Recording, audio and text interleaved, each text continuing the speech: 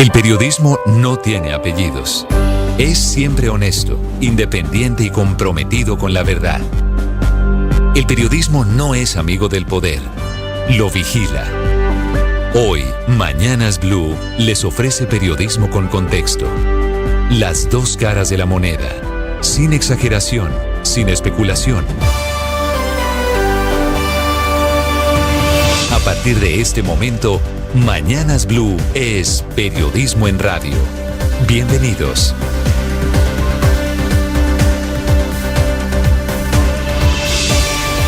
Bienvenidos, son las 6 de la mañana y 1 minuto. Es un gusto, como siempre, acompañarlos. Estamos en Mañanas Blue, como siempre, con la información, con el análisis y con la opinión.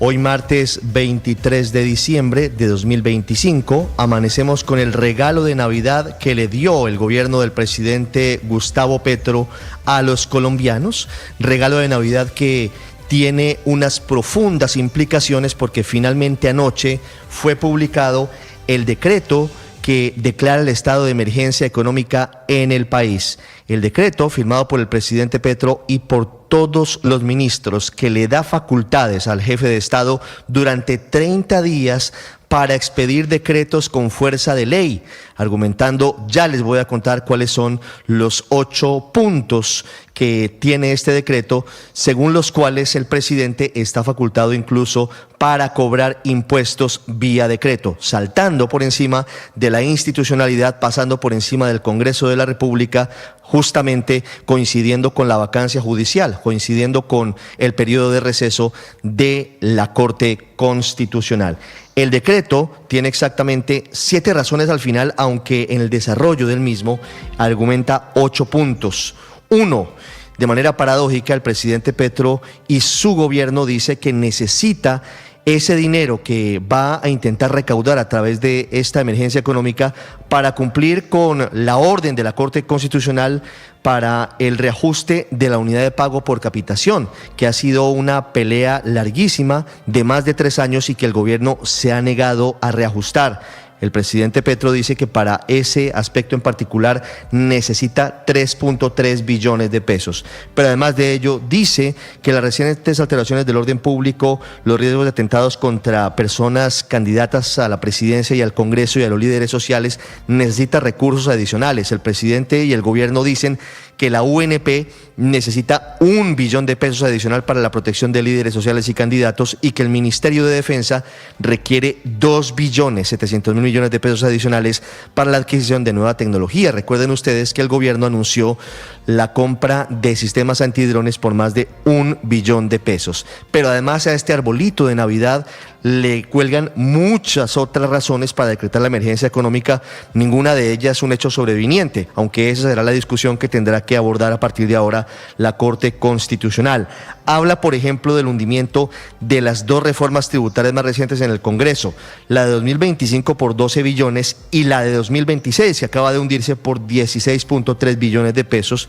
Increíblemente, el presidente Petro está pidiéndole $0.5 billón de pesos vía emergencia a los colombianos para atender los efectos de la reciente ola invernal, aunque no especifica cuáles son de manera particular, para qué necesita esos recursos, pero además agrega sentencias judiciales ejecutoriadas por falta de pago, obligaciones atrasadas de origen legal, y aquí es muy llamativo porque incluye los subsidios a la energía eléctrica, subsidios a los recibos de energía eléctrica por más de 4 billones de pesos y 935.000 millones de pesos para subsidio al gas, y agrega también aquí el presidente Gustavo Petro 2 puntos adicionales.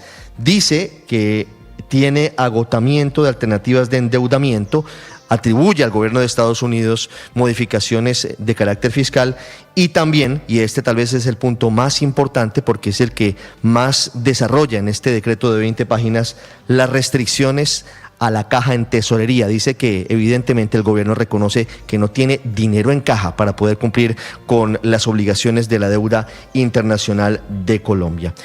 Como les decía, ninguna de estas razones son hechos sobrevivientes, ni nuevos ni impredecibles, que es el requisito para que sea declarada exequible la emergencia económica que faculta al presidente a emitir decretos con fuerza de ley. La última palabra la tendrá la Corte Constitucional, que hasta esta hora, 6 de la mañana y 6 minutos, no ha sido notificada oficialmente de la emergencia económica y por lo tanto no puede todavía hacer una convocatoria a una sala plena extraordinaria, aún en el mes de diciembre, aún en vacancia judicial, porque no se ha producido el envío del correo por parte del gobierno a la Secretaría de la Corte. Tampoco es un decreto que tenga fuerza legal porque todavía, repito, hasta esta hora no ha sido publicado por el Diario Oficial, que es el requisito previo para que un decreto tenga vida legal, es decir, para que pueda comenzar a desarrollarse y para que el gobierno eventualmente pueda comenzar a cobrar impuestos. Pero el tema de fondo para los colombianos será si se emiten los decretos que ya se han venido anticipando, entre ellos nuevos impuestos como el 5 por 1000, que afectaría a todos los colombianos, no solo, como dice el presidente, a los mega ricos, el impuesto a los licores, el impuesto a los cigarrillos, el impuesto a los juegos de suerte y azar por internet, el impuesto al patrimonio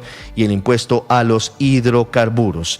El argumento del presidente Petro en este decreto de emergencia es que no puede recortar el gasto del gobierno, que el 93% de los recursos están comprometidos y que precisamente allí está la necesidad de esa emergencia, a pesar de que a 8 meses de acabar su gobierno, el presidente le sigue echando la culpa a los gobiernos anteriores, sigue utilizando el espejo retrovisor y no hay claridad en ese mismo contexto de situación económica sobre la venta de bonos TES por más de 23 billones de pesos a un único comprador o inversionista extranjero. En teoría, con ese dinero el gobierno podría tener la caja suficiente para evitar esta emergencia económica de la que estamos hablando esta madrugada. Se mete la Contraloría en este escándalo, en esta nueva deuda del gobierno y está pidiéndole al Ministerio de Hacienda toda la información para saber cuál es el fondo extranjero. Se dice que podría ser un fondo catarí, cuáles son las tasas de interés, aunque ya lo revelamos aquí en Blue Radio, y cuál fue el proceso de estructuración y de perfeccionamiento de esta venta de bonos TES por más de 23 billones de pesos. En segundos hablamos de economía y en segundos también hablamos de la liberación de 18 soldados liberados que habían sido secuestrados por una comunidad indígena en Carmen de Atrato, en el departamento de Chocó. La mediación de la Personería de la Defensoría del Pueblo fueron cruciales. Sin embargo, a pesar de que se produjo esta liberación, la gobernadora de Chocó dijo que esto no evita la denuncia por asonada, secuestro y otros delitos en contra de los integrantes de esta comunidad indígena que habrían sido cómplices algunos, otros habrían sido coaccionados por los guerrilleros del ELN que delinquen en esa zona del país.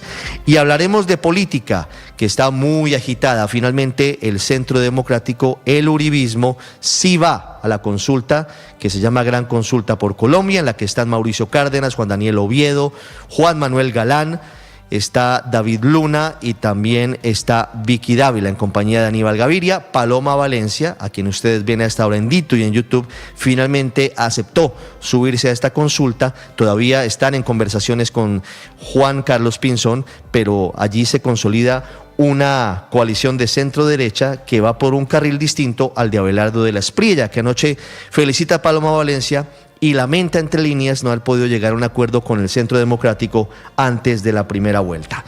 Y por los lados de la izquierda también anuncian finalmente quiénes van a ir a la consulta del Frente Amplio, con muchas dudas, porque dos de quienes se montan a la foto, uno de ellos oficialmente y el otro que se quiere subir, estarían impedidos para participar de esa consulta. Les hablo por un lado del candidato del petrismo, Iván Cepeda, que según el Consejo Electoral y según la Registraduría habría participado ya en una consulta interpartidista el pasado 26 de octubre y por ello no podría participar eventualmente en la consulta del Frente Amplio, aunque la última palabra la tendrán en su momento las autoridades electorales cuando haya la inscripción formal. El otro nombre la tiene mucho más complicada, que es el exalcalde de Medellín, el acusado de corrupción Daniel Quintero, que a pesar de que tanto el Registraduría como el Consejo Electoral le han dicho que no puede participar en las consultas por estar inhabilitado, porque ya participó en la consulta de octubre, insiste y ahora dice que con el aval de AICO, él se suma a esa consulta del Frente Amplio. En segundo, les hablaré de un nuevo ataque a una narcolancha por parte del gobierno de Estados Unidos, de nuevas advertencias del presidente Donald Trump al presidente Gustavo Petro y a Nicolás Maduro, y hablaremos de los lamentables hechos que tienen que ver con la temporada, accidentes de tránsito en diferentes carreteras del país y las sanciones de la Supertransporte a la empresa del bus que fue el protagonista de la tragedia la semana pasada que dejó 17 jóvenes muertos en carreteras del departamento de Antioquia. Son las 6 de la mañana y 11 minutos, como siempre es un gusto acompañarlos. Hoy es un día especial, hoy es un día previo a la Navidad.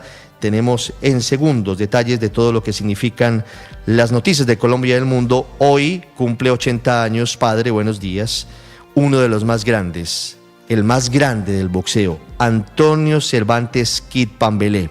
Ese hombre, padre, que fue el que nos acostumbró a las madrugadas en los años 60, sobre todo en los 70, cuando comenzó a ser campeón del mundo del peso welter junior en 1972 y 1977. En esas épocas en las que el gran narrador del boxeo era Napoleón Perea. Nació Kid Pambelé en San Basilio de Palenque, en Bolívar, el 23 de diciembre de 1945. Un hombre con una vida muy tormentosa, un hombre que tuvo muchos líos para manejar la gloria y el éxito que tuvo en su momento. Felicidades al gran Kid Pambelé. Como siempre es un gusto saludarlos. Vamos a continuación con lo más importante de Colombia y el mundo en Voces y Sonidos en Mañanas Blue. La emergencia efectivamente pretende un recaudo de 16 billones. Lo que estamos esperando es garantizar la recuperación de los recursos que el Congreso dejó desfinanciados del presupuesto nacional, y allí hay un presupuesto desfinanciado de 16.3 billones. En medio de múltiples críticas, el presidente Gustavo Petro decretó la emergencia económica por 30 días tras el hundimiento de las reformas tributarias y de salud, argumentando que es grave la crisis fiscal y que no es sostenible la deuda en el país. Defiende la decisión asegurando que sí cumple los requisitos de la Constitución porque se trata de atender temas de salud, del orden público, sentencias judiciales, subsidios de energía y las restricciones al endeudamiento, así como el hueco fiscal que supera los 28 billones de pesos. Dice también el decreto que el 93% del presupuesto no se puede modificar ni recortar y por eso evalúan nuevas medidas tributarias para recaudar lo pendiente, entre ellas un aumento del 4 al 5 por mil, mayores impuestos a licores y cigarrillos y una ampliación del impuesto al patrimonio. Sobre la revisión de constitucionalidad ya se había pronunciado el ministro de Hacienda, Germán Ávila. Lo que esperamos es que la Corte Constitucional estudie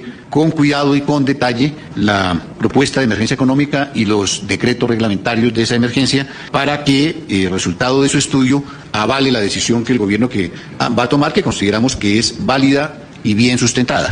Luego de 48 horas fueron dejados en libertad los 18 militares que estuvieron secuestrados en zona rural de Carmen de Atrato, esto en Chocó, tras una asonada protagonizada por indígenas que, según el Ministerio de Defensa, habrían sido instrumentalizadas por el ELN. La gobernadora del Chocó, Nubia Carolina Córdoba, aseguró que los miembros de esta comunidad del resguardo La Puria van a enfrentar delitos. Secuestro, violencia contra funcionario público y obstrucción a la acción pública del Estado. Y sobre ese mismo tema, el ministro de Defensa, Pedro Sánchez, anunció que se interpondrán denuncias por secuestro, obstrucción a la función pública y por la exposición de identidades de los uniformados que en un video difundido en redes sociales muestran sus rostros y también mencionan sus datos personales. Esta conducta, dice el ministro, pone en grave riesgo las vidas de estos 18 militares. Hemos debatido profundamente en un partido de gente pensante, de gente inteligente, de gente deliberante, y luego de una deliberación tan amplia, hemos tomado la decisión de participar en la consulta. La senadora y candidata del Centro Democrático, Paloma Valencia, se unió a la gran consulta por Colombia. Esto quiere decir que el próximo 8 de marzo se medirán las urnas con Juan Daniel Oviedo, Juan Manuel Galán, David Luna, Mauricio Cárdenas, Vicky Dávila y Aníbal Gaviria. Al candidato que gane la consulta lo apoyarán todos los otros en primera vuelta. Nos vamos a la nueva consulta. Se trata la de Iván Cepeda, Roy Barreras y Camilo Romero, que en horas de la mañana anunciaron la coalición de izquierda izquierda llamada El Pacto Amplio. Y el que ya está entrando es Daniel Quintero, el exalcalde de Medellín. Vamos a trabajar para que esta consulta, la del pacto, sea la más votada en la historia del país y derrote de forma contundente a la consulta que ha planteado la extrema derecha y la politiquería tradicional el mismo 8 de marzo. Habla Roy Barreras. Será el escenario en que vamos a unir una poderosa corriente de luchas populares, de luchadores sociales, de reivindicación de derechos, de libertades. La izquierda no petrista, encabezada por el exgobernador del Magdalena, Carlos Caicedo, junto al exministro del gobierno Petro, Luis Carlos Reyes, y también el exmagistrado Jaime Araujo, decidieron no participar en las consultas interpartidistas previstas para el próximo 8 de marzo, después de que la registraduría cerrara este lunes el plazo para confirmar la inscripción de movimientos y partidos políticos con miras a las elecciones presidenciales.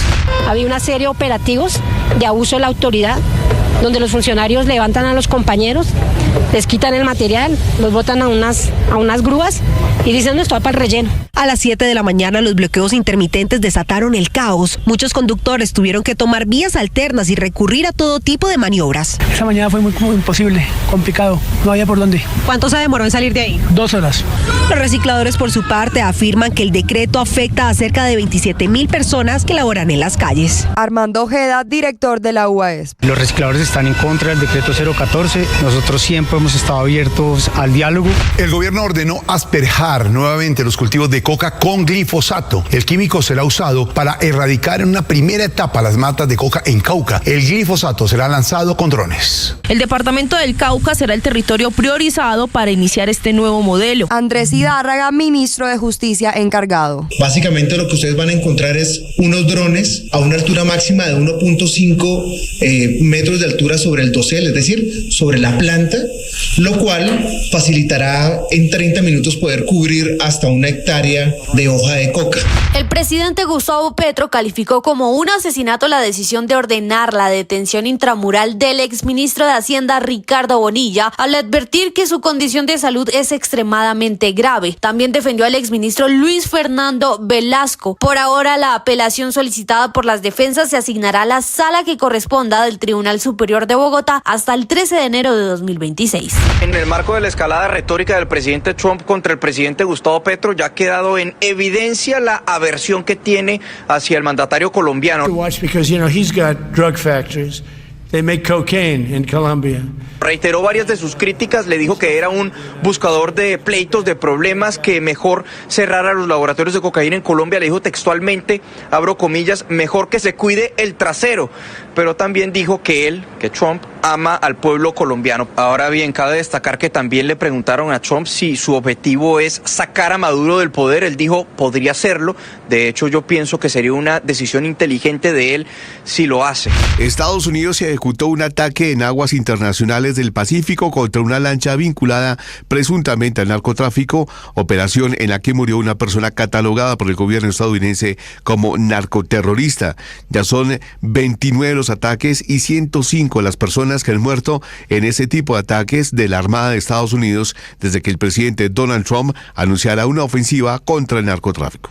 Mientras que el presidente Trump dice que sería inteligente si Maduro dejara el poder en Venezuela, el mandatario chavista lo invita a enfocarse en su país. Yo hablé con el presidente Donald Trump y pienso que el presidente Trump lo pudiera hacer mejor en su país y en el mundo. Porque no puede ser que él atienda el 70% de sus discursos y declaraciones y el tiempo es Venezuela. Si vuelvo a hablar con él, se lo voy a decir, que cada quien atienda sus asuntos internos. El cierre de 2025 deja buenas noticias para el deporte colombiano en los rankings internacionales. En ciclismo, Egan Bernal terminó el año como el mejor colombiano en el ranking